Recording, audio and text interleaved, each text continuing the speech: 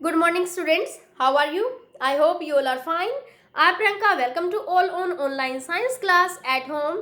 Yesterday, we have discussed about the four different kinds of teeth: incisors, canines, premolars, and molars. Today, we will discuss about the temporary milk teeth and permanent teeth. Temporary milk teeth and permanent teeth. At birth, a human infant has no teeth. आपने कभी देखा छोटा बच्चा उसके दांत नहीं होते हैं, ठीक है. आफ्टर 6 months उसके जो दांत हैं वो आने शुरू होते हैं. And the first teeth appear after 6 months और so and fall of between 6 to 8 years, यानी कि 6 महीने के बाद आने शुरू होते हैं और 6 साल और 8 साल के बीच में वो टूटना भी शुरू हो जाते हैं मिल्क टीथ, और फिर उसकी जगह पे रिप्लेस में क्या आ जाते हैं, permanent teeth. Okay, now these are called milk teeth and they are temporary, यानी कि कुछ टाइम के लिए तो होते हैं, 6-7 साल के लिए होते हैं. And there are 20 milk teeth. कितने टीथ होते हैं milk teeth? 20. Great. Milk teeth are replaced by permanent teeth. जो मिल्क टीथ होते हैं वो किससे रिप्लेस हो जाते हैं? परमानेंट टीथ से, at around the age of 6. And permanent teeth are 32 in number. Milk teeth 20 होते हैं, परमानेंट टीथ हमारे 32 होते हैं. Now tooth decay. Tooth decay क्या होता है बेटा? Have you heard your elders complaining about tooth hack और कैविटी इन देयर टूथ? कभी सुना है सेंसेशन टूथ डिके, है ना, यानी कि जो दांतों में दर्द है या फिर उनके दांत गिरने, मसूड़े से खून आना, तो इस टाइप की आपने सुनी होंगी.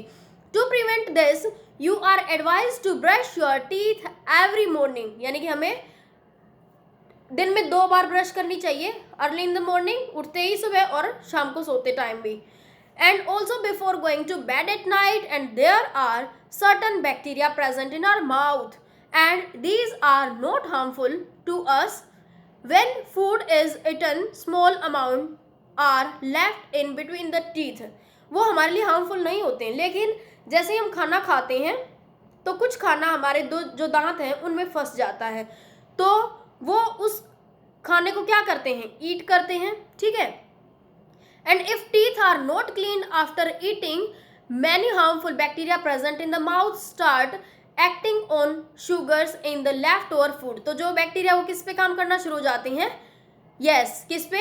जो हमारा लेफ्ट ओवर फूड है, जो हमारा खाना दांतों में फंस गया, उसके ऊपर काम करना शुरू कर देते हैं. And acids are also released by the bacteria. और जो बैक्टीरिया वो क्या रिलीज कर देते हैं? Acid. And these acids dissolve the minerals present in the teeth and thus damage the teeth. And this damage to the teeth is called tooth decay. यानी कि वो जो एसिड है वो हमारे जो दांत है उनको जो पीले पीले दांत हो जाते हैं, या फिर हमारे ब्लैक प्लाक जिसको कहते हैं, वो प्लाक होता है जो येलो कलर की एक लेयर चढ़ जाती है हमारे दांतों के ऊपर, तो वो बैक्टीरिया की वजह से ही होती है बेटा. जो लेफ्ट ओवर फूड हमारे माउथ में रह जाता है जब हम प्रॉपर क्लीनिंग नहीं करते हैं तो.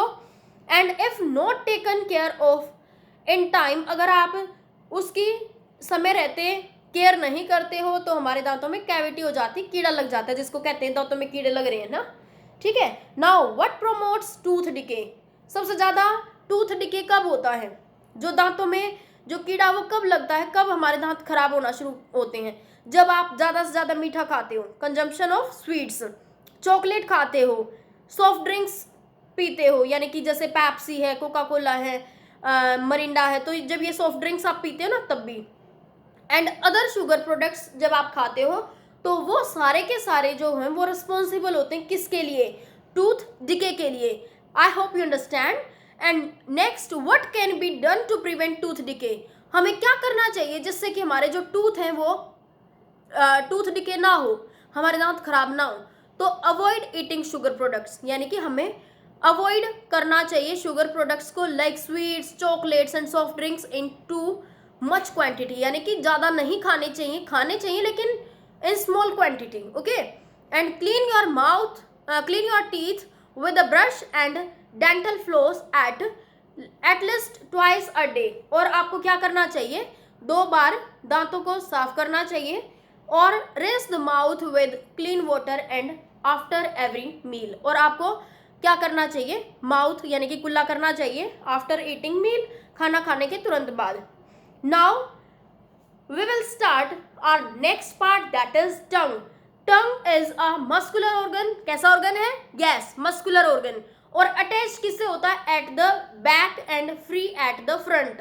बैक से अटैच होता है लेकिन फ्रंट से देखो आगे से अटैच नहीं है ना किसी के साथ में, तो इट मीन्स आगे से फ्री होती है. फ्री होती तभी तो बोल पाते हैं, अगर आगे से भी अटैच होती तो कैसे बोल पाते? ठीक है.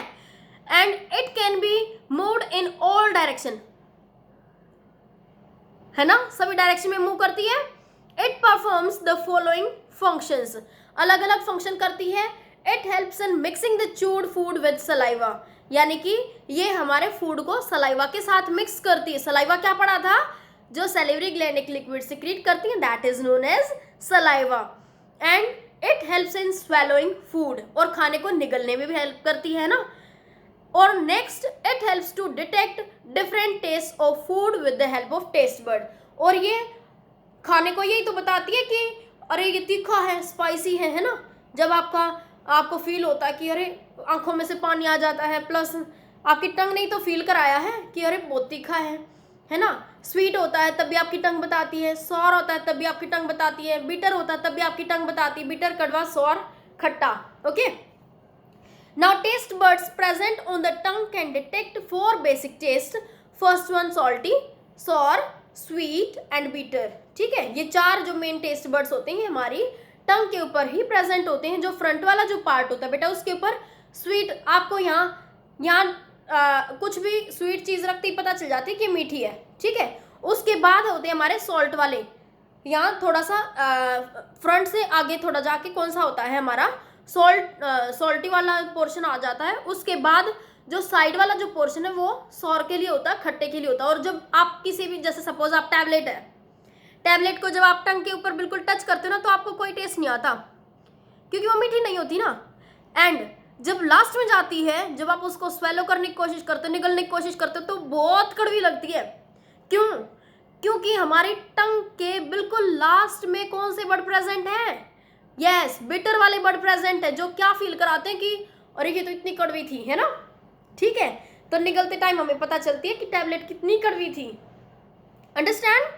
Now these tastes can be identified in different areas on the surface of the tongue. और ये जो अलग अलग सरफेस एरिया है हमारी टंग का, वो डिटेक्ट करके हमें बताता है कि आपका फूड मटेरियल स्वीट है, सॉर है, सॉल्टी है, बीटर है.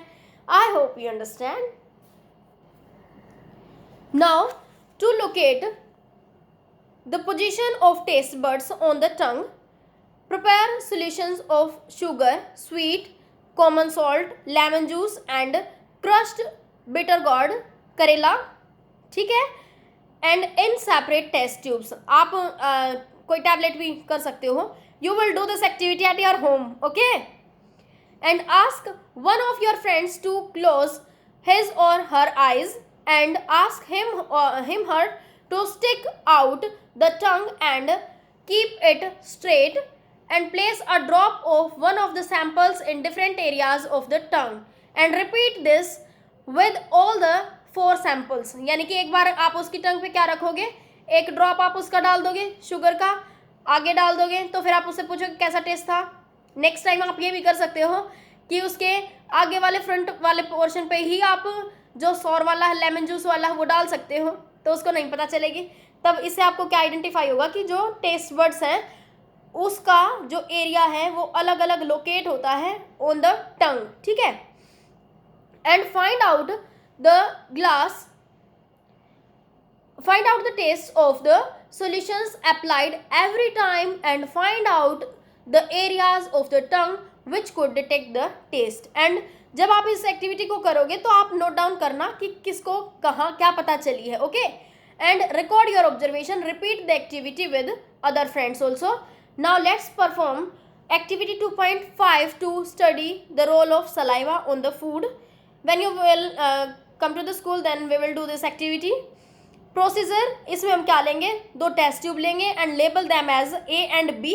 ए और बी लेबल करेंगे उनके ऊपर. And in test tube A put some boiled rice in test tube B, यानी टेस्ट ट्यूब ए के अंदर हम बॉइल्ड राइस जो होते हैं वो डालेंगे, और बी में क्या डालेंगे, put boiled rice which has been chewed for 4 to 5 minutes, यानी कि उसमें हम वो डालेंगे जो हमने राइस 4 to 5 टाइम्स उनको चू किया है, चबाया है, ठीक है, उसको निकाल के माउथ से और तब डालेंगे उसको।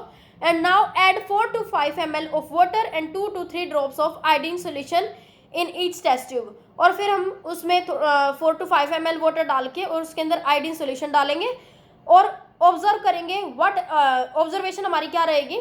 You will find that a test tube a blue black colour develops in the test tube A, क्योंकि जो टेस्ट ट्यूब ए है उसके अंदर स्टार्च ज़्यादा प्रेजेंट थी ना, क्योंकि उसके अंदर हमने जस्ट बॉइल्ड राइस डाला है, ठीक है, और उसके अंदर वाटर डाल के हमने उसको किस में कन्वर्ट हो जाएगा, ये ब्लू ब्लैक कलर में कन्वर्ट हो जाएगा।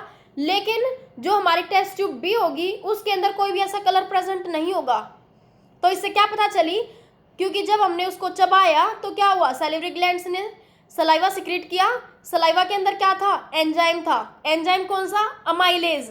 कौन सा एंजाइम? अमाइलेज। सैलिवरी अमाइलेज एक एंजाइम होता है जो स्टार्च को डाइजेस्ट कर जाता है। तो स्टार्च को किसने डाइजेस्ट कर लिया? सैलिवरी अमाइलेज एक एंजाइम होता है, उसने डाइजेस्ट कर लिया, तो इसीलिए उसके अंदर वो कलर नहीं आएगा। तो इट मीन्स उसके अंदर स्टार्च प्रेजेंट नहीं है, वो किस में टूट चुका है? सिंपल शुगर में। एंड इसे में कंक्लूजन हमारा रहेगा, the boiled rice in test tube A contains starch which gives blue black colour on being tested with iodine, and in chewed rice in test tube B starch has been broken down, digested into sugar and therefore no blue black color develops with iodine। तो सिर्फ जो हमारा boiled rice है, just boiled rice, वो हमारा iodine solution के साथ starch को शो करा देगा, लेकिन जो हमारा चूड राइस है वो नहीं कराएगा, क्योंकि हमारे माउथ में जो स्टार्च है वो डाइजेस्ट इजीली हो जाता है और वो डाइजेस्ट हो चुका है, तो इसीलिए उसके अंदर स्टार्च खत्म हो चुकी है। सो दैट्स वाई क्या होगा, उसका कलर ब्लू ब्लैक नहीं आएगा। I hope you understand. Okay, bye, happy learning.